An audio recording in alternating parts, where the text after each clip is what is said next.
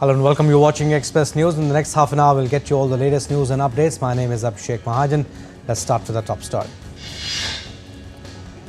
India's Prime Minister Narendra Modi held a discussion with Russia's President Vladimir Putin on Tuesday. They discussed the Ukraine-Russia conflict and bilateral relations. In a social media platform X, PM Narendra Modi said that he spoke with President Putin today and discussed measures to further strengthen special and privileged strategic partnership. India's Prime Minister also said that he and the Russian President exchanged perspectives on the Russia-Ukraine conflict and insights from the recent visit to Ukraine, reiterated India's firm commitment to support an early, abiding and peaceful resolution of the conflict. Earlier, India's Prime Minister also spoke to US President Joe Biden on various global issues, including situation in Ukraine. PM Modi had reiterated India's full support for early return of peace and stability. India's Minister of State for Personal, Public Grievances and Pensions, Dr. Jitendra Singh, will confer Anubhav Awards 2024 at Vigyan Bhavan in New Delhi on Wednesday. India's Ministry of Personnel, Public Grievances and Pensions said that this year, write-ups from 22 ministries and departments have been published, out of which 5 Anubhav Awards and 10 jury certificates will be given to the outstanding write-ups. India's Navy salvaged the wreckage of a trainer aircraft in Chandil Reservoir of Jharkhand state. The search and rescue operation lasted 5 days. The trainer aircraft was missing since 20th August. The first meeting of National Task Force constituted by India's Supreme Court was held on Tuesday under the chairmanship of the Cabinet Secretary. The next meeting is to be held on Wednesday to discuss short-term security measures for medical professionals and will be co-chaired by Union Home Secretary and Health Secretary. Meanwhile, clashes between police and protesters have been reported from Howrah Bridge, Foreshore Road and Santgrachi in Howrah as student groups held the Nabana Abhijan rally in India's Kolkata on Tuesday. India's External Affairs Minister Dr. S. Jaishankar and Brazilian Foreign Minister Mauro Vieira co-chaired the 9th India-Brazil Joint Commission meeting in New Delhi. The Indian External Affairs Minister delivered his opening remarks reiterating India's full support for Brazil's G20 presidency at 9th India-Brazil Joint Commission meeting in Delhi today. FICCI organized India-MENA Business Dialogue in New Delhi. This initiative discussed India's economic and commercial engagements with the Gulf countries in the near future. The India-MENA Business Dialogue plans to bring together private sectors of India and the respective Gulf countries. The GCC is India's largest bloc trading partner.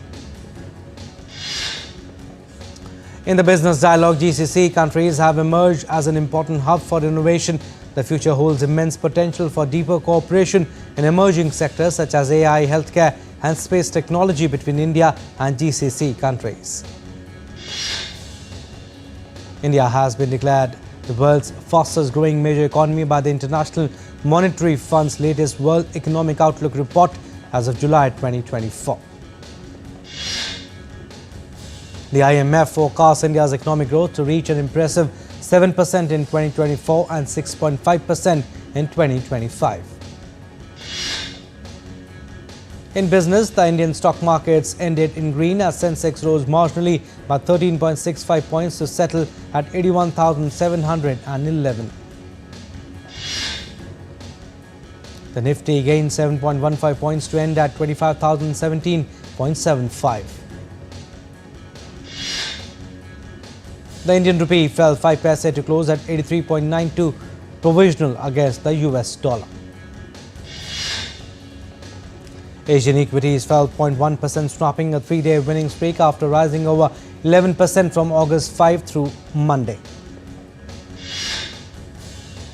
MSCI's broadest index of Asia Pacific shares outside Japan opened new tab was 0.48% lower, inching away from the 1-month high in the previous session. China and South Korea led the declines. China's blue stock index opening at new tap fell 0.61%. Hong Kong's Hang Seng Index opened new tap 0.27% lower, dragged by lackluster earnings from Temu parent PDD Holdings. Brent crude futures were 0.21% lower at $81.26 a barrel, but not far from the two-week high of $81.58 it touched on Monday. US crude futures eased 0.32% to $77.17 a barrel, but remained close to a one-week high of $77.60. Gold prices fell 0.39% to $2,507.12 per ounce on Tuesday, just below the record high of $2,531.60 reached on August 20th. European markets were fixed on Tuesday as mining stocks gained on rate cut hopes. The pan-European stock 600 was 0.02% higher as traders focused on the prospect of a US interest rate cut. London's FTSE 100 index, which was closed Monday for a holiday, gained almost 0.5% to 8,364.84 points. British shop prices fell in annual terms this month for the first time since October 2021, pushed down by summer sales of clothes and household goods, a survey showed on Tuesday. The British Retail Consortium said shop prices fell by 0.3% in August compared with the same month in 2023. Prices of non-food goods in Britain dropped by 1.5%, the biggest fall recorded in over 3 years, while food prices increased by 2%, marking the smallest rise since November 2021. Following the lead of the United States and European Union, Canada will impose a 100% tariff on imports of Chinese electric vehicles, announcing a 25% tariff on China imported steel and aluminium. Russia's Belgorod region was in difficult circumstances but was under control, as per the region's governor on Tuesday, in response to reports Ukrainian forces tried to break through the border. Russian telegram channel MASH, which has purported links to law enforcement, reported on Tuesday that Ukrainian troops were trying to breach the border near the Russian village of Nekhotevyevka. Russia's defense ministry Tuesday said forces have taken over another village in the eastern Donetsk region near the city of Pokrovsk, a key logistics hub. UN nuclear watchdog head Rafael Grossi kicked off a visit Tuesday to independently assess conditions at Russia's Kursk nuclear plant following Ukraine's unprecedented cross-border offensive into the Russian region. Russia fired a wave of attack drones and missiles of Ukraine that killed at least 4 people on Tuesday after the second night of heavy retaliatory strikes across the war-battered nation. The overnight barrage comes a day after the Kremlin launched one of its largest ever retaliatory aerial attacks on Ukraine, targeting energy facilities and killing several. Ukraine's Air Force said on Tuesday that it downed half of the 10 missiles and 60 of the 81 Iranian-designed attack drones launched several regions of Russia and from occupied Crimea. Ukrainian President Volodymyr Zelensky said on Tuesday that the war with Russia would eventually end through dialogue. The Ukrainian president also said that Kyiv had to be in a powerful position at a summit that it hopes to convene this year to advance its vision of peace. President Volodymyr Zelensky said on Tuesday Ukraine planned to present a plan on how to end the war with Russia to Democratic and Republican US presidential candidates Kamala Harris and Donald Trump. Russian Foreign Minister Sergei Lavrov said on Tuesday that Ukraine's demands to the West to allow it to strike deep into Russia with Western weapons amounted to blackmail. Sergei Lavrov also said that Russia was adjusting its nuclear weapons doctrine and that it was dangerous for Western nuclear powers to be playing with fire. In Pakistan, the death toll in multiple cases of terror attacks reported in Balochistan province crossed 70. At least 73 people were killed in Pakistan when terrorists attacked police stations, railway lines and highways. Pakistan's military said 14 soldiers and police and 21 terrorists were killed in retaliatory operations. Rail traffic with Quetta was suspended on Monday following blast on a rail bridge in the town of Bolan, linking the provincial capital to the rest of Pakistan, as well as on a rail link to neighbouring Iran. 8 people were stabbed and police arrested hundreds during last weekend's Notting Hill Carnival, one of the world's largest street festivals held annually in West London.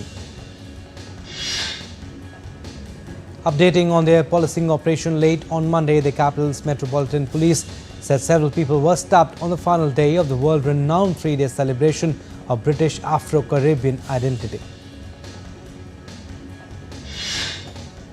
All right, we'll slip into a very short break. On the other side, more stories.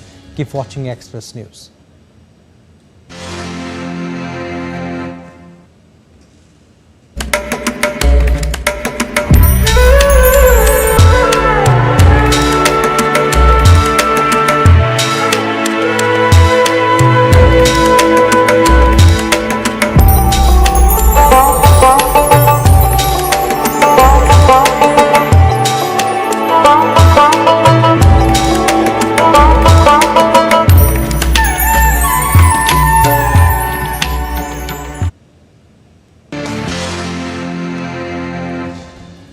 Welcome back. You're watching Express News. I'm Abhishek Mahajan.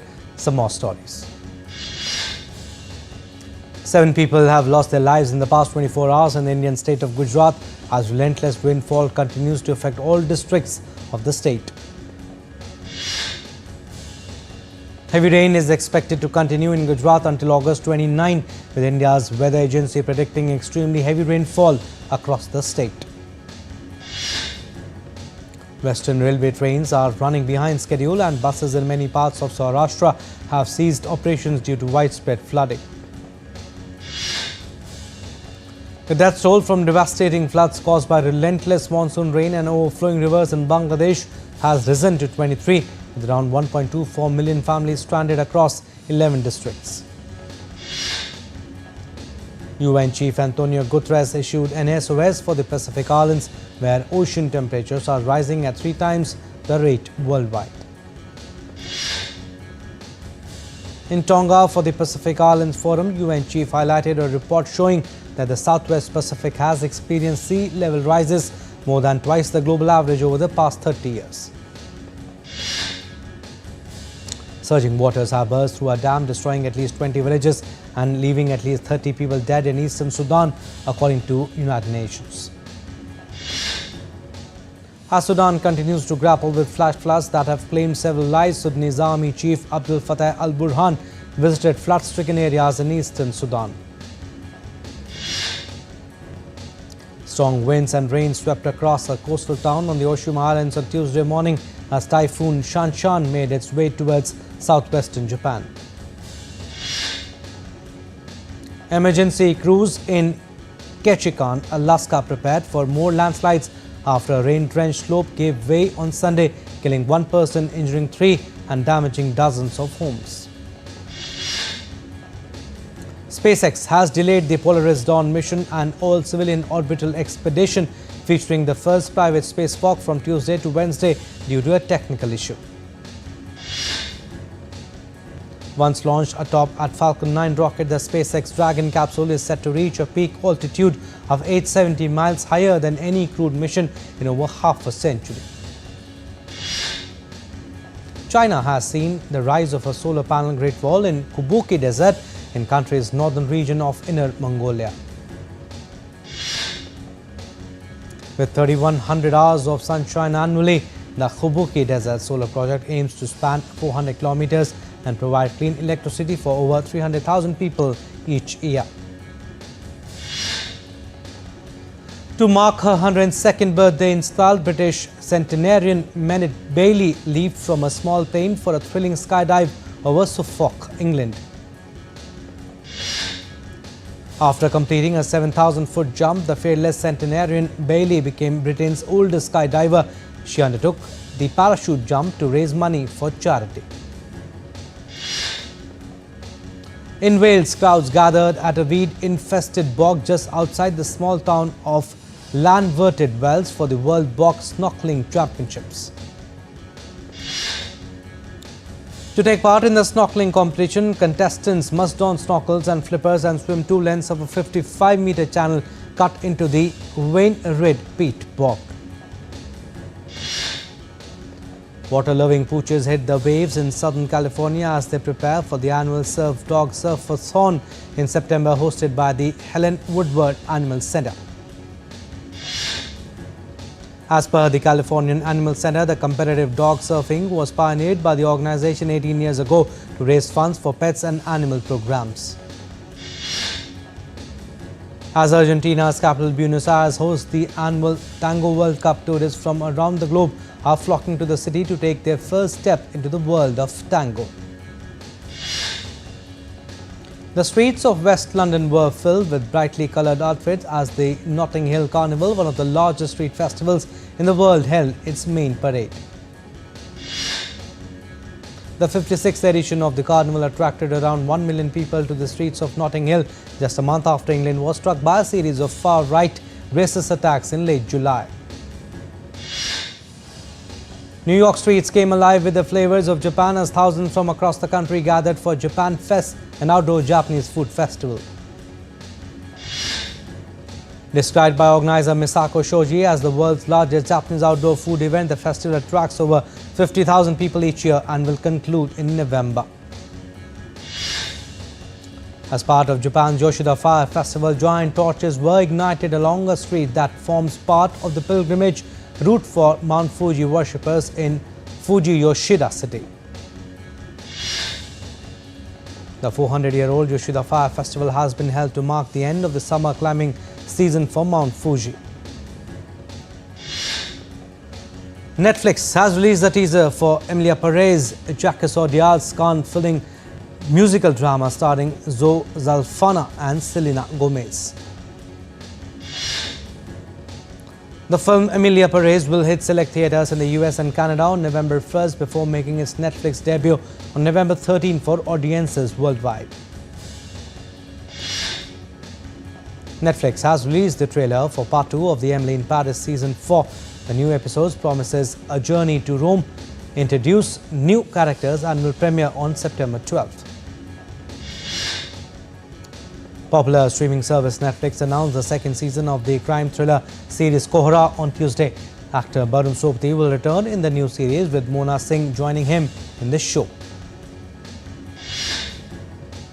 Indian filmmaker Reema Das Village Rockstars 2 has been selected for Kim Jae-seok Award at the 29th Busan International Film Festival 2024. It is the only Indian film among the 8 selected for Jae-seok competition section. Popular Bollywood romantic drama Rehna Hai Tere Dil Mein will re-release in Indian theatres on August 30th. Directed by Gautam Vasudev Menon, the film was released in October 2001. The Oscar-winning actress Kate Winslet is set to star in a series titled The Spot, a drama from screenwriter Ed Solomon and A24, ordered straight to series by Disney-owned streaming service Hulu. A restored version of a 1977 Indian Kannada film, Ghat Shraddha, directed by Girish Kasariwali, will be showcased in Classic section of Venice International Film Festival. The 81st Venice International Film Festival, scheduled from August 28 to September 7 this year in Venice, Italy. It is the world's oldest film festival and one of the big 5 international film festivals worldwide. The 4K restored version of Indian actor Raj Kapoor's 1951 crime drama Avara will have its world premiere on September 13 this year at Toronto International Film Festival. South Korean actor Kim Soo-hyun is set to lead the cast in the upcoming Disney Plus K-drama series Knockoff, which is scheduled for release in 2025. Popular British rock band Oasis is set to make a comeback after 15 years, with brothers Noel and Liam Gallagher announced a series of live shows in 2025. Their last performance together was in 2009, which ended amid tension. Makers of upcoming South Indian Telugu language action drama film Devra Part 1 shared new posters of Junior NTR, written and directed by Koratala Siva. The film stars N.T. Rama Rao Jr. alongside Saif Ali Khan and Janhvi Kapoor. The Indian Cricket Board (BCCI) has announced India's 50-member squad for the upcoming 2024 Women's T20 World Cup in United Arab Emirates. Harmanpreet Kaur will lead the Indian team, while Smriti Mandhana has been named her deputy. Richa Ghosh and Yastika Bhatia are the designated wicket-keepers. The International Cricket Council has announced the revised schedule for 2024 Women's T20 World Cup to be held in United Arab Emirates from October 3rd to October 20th. Defending champion Novak Djokovic enjoyed a comfortable win in the first round of the US Open over Radu Albot. Defending champion Coco Gauff kick-started her US Open campaign by beating Varvara Gracheva comfortably in the opening round. India's top player Sumit Nagal crashed out of the US Open after suffering a straight set defeat against Talon Griekspoor in the opening round. The International Paralympic Committee said that a record number of 167 nations are set to participate at Games in Paris. Swedish football manager Sven-Göran Eriksson, who became the first foreigner to lead the England national team, died at the age of 76. Legendary footballer Cristiano Ronaldo continues to shatter social media records with the rapid growth of his YouTube channel. He now approaches the 50 million mark. In golf, India Legends Championship is set to tee off in Greater Noida near Delhi from August 30th to September 1st. Alright, that's all we have in this edition of Express News. You stay tuned for more news and updates. Namaskar.